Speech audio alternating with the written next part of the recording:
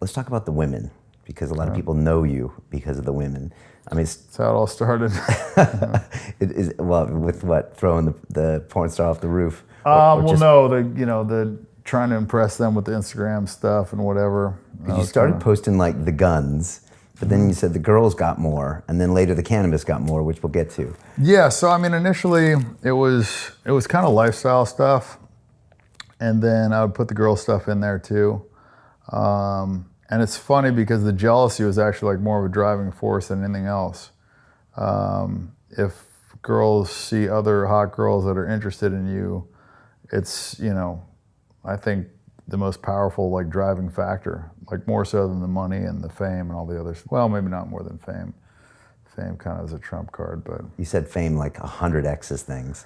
It's a crazy thing. Like, yeah, it's a crazy thing. Like situations that would never happen otherwise. Yeah. Is it now have a life of its own? I mean, can you control it now? Yeah, there's no stopping it now. The train has left the station. So, like, I didn't post for like a month or two and figured like it would kind of go away, and it's not going away. Okay.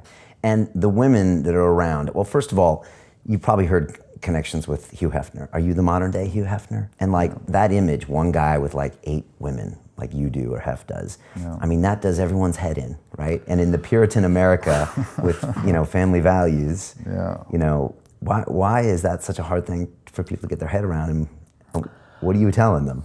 I don't know. I mean, I think like recently society has said certain things are okay and certain things are super bad that had been going on for like thousands of years. Like back in the day, I mean, it was normal for a person to have more than one wife. Not that long ago, if you won a battle, you would rape and pillage and you would steal stuff from the village, you'd have sex with all the women, and that was fine. And now, I mean, that would be, crazy war crimes. And I just think in the last 100 years, things have just changed a lot.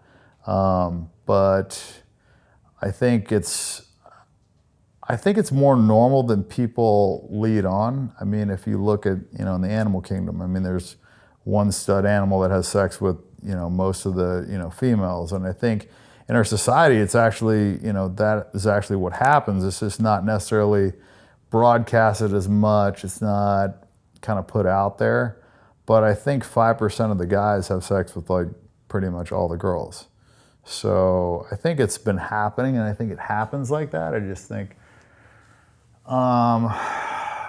before social media, I don't think it was as public, and I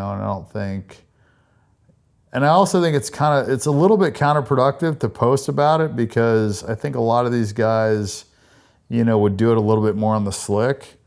And I've always just been like, fuck it. Like I always tell the girls the truth. So I never lied about anything. Which surprisingly made it easier, actually, because then, I don't know,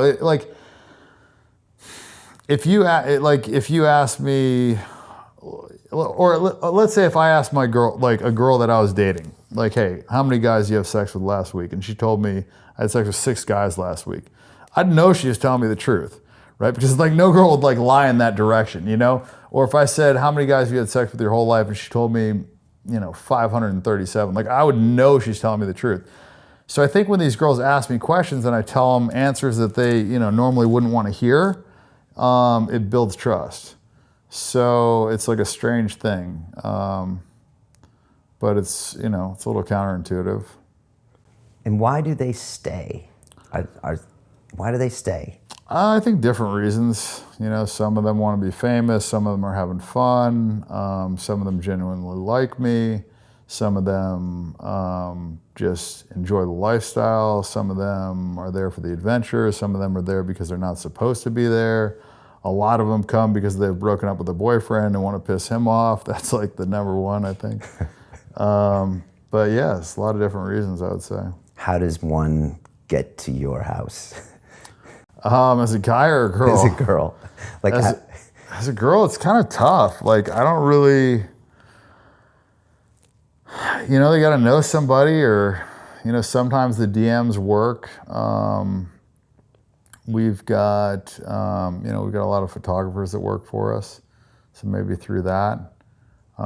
But it's easier now. Like, I think back in the day, if a girl wanted to get in touch with a celebrity, it was kind of difficult. Like, she had to know somebody, or her manager had to set that up.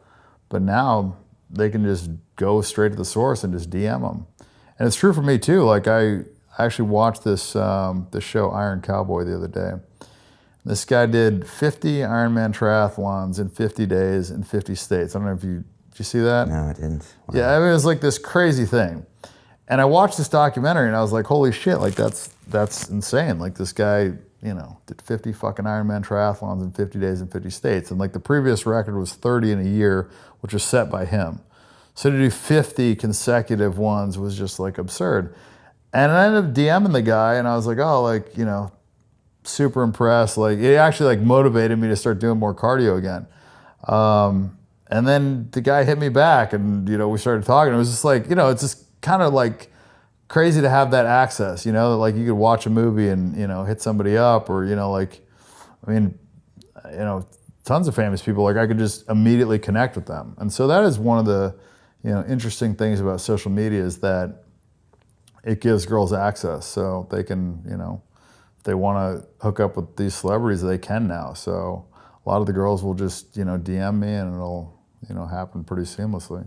Are you always looking for more girls, or is it like a cap, or do you have too many? It's money and girls like a black hole. There's just never, I feel like there's never enough. Like you just never feel like you have enough money. You never feel like you've hooked up with enough girls. I don't know, it's a weird thing. And that's still the case today? Yeah, I mean, I'm a little overloaded right now, but I feel like you're still like, I don't know. I mean, every girl's different, so it's always a different experience, Would you say you're addicted to sex? Yeah. And you've known that for a while? I think I've like come to terms with it recently. Maybe in the last like 3 years. Okay. Yeah. And you found a way, like a functional addict, right? I was a functional alcoholic for many years, so. Well, it's a weird addiction because it's one that like I feel like a lot of guys would have, but they just can't. It's like, I feel like most guys, it's weird. Almost all guys I feel like don't have as much sex as they would want. Like, and that goes for like even the 5%, I think. Yeah, I think that's why they watch you, right? Well, I'm saying like even the 5% of guys that are having sex with all the girls, like even the super famous guys, like they're still like, in fact, like a lot of those guys chase as much as the guy at the bar that has sex once a year. So, and strange thing. What are your thoughts on marriage? I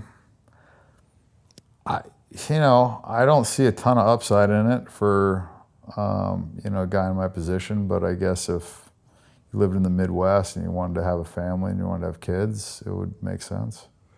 But otherwise, it's a gamble on 50% of your assets. It's a big bet, man. You're betting that you're going to love her forever. And I mean, you're also involved in the government. Like if you want to get a divorce, you have to ask the government for permission. So I don't know. I think just that dynamic alone makes both people feel like kind of trapped in the situation a little bit. So I think when you put somebody in a situation where they can't escape or they have no out, it makes them kind of want to get out. I don't know. I just think the whole kind of idea is a little bit flawed. So there's a lot of these like invisible contracts that we have, like marriage or boyfriends and being faithful and I don't know if the marriage one is too invisible. Right. I mean, that's like kind of like maybe that's visible, but yeah, you got to go to court. I mean, that's what I'm saying. It's a whole process. Like if you decide, like if you catch her fucking the plumber, it's not like you can just walk. Like no, you have to go to court.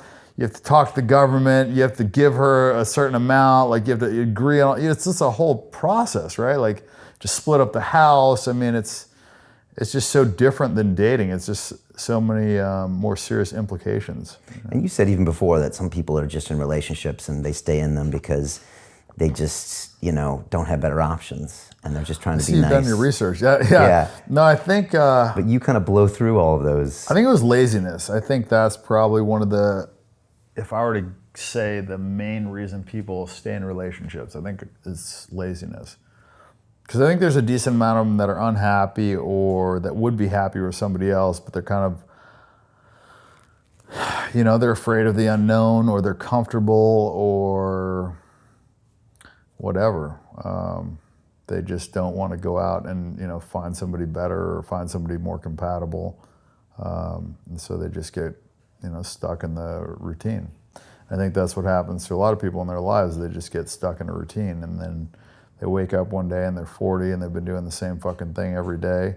And they look at my Instagram and say, oh shit, you know, here's a guy that's doing something different all the time. He's, you know, he's living outside the box, experiencing something new. He's having sex with different girls. He's traveling different places. You know, who knows what he's going to do next?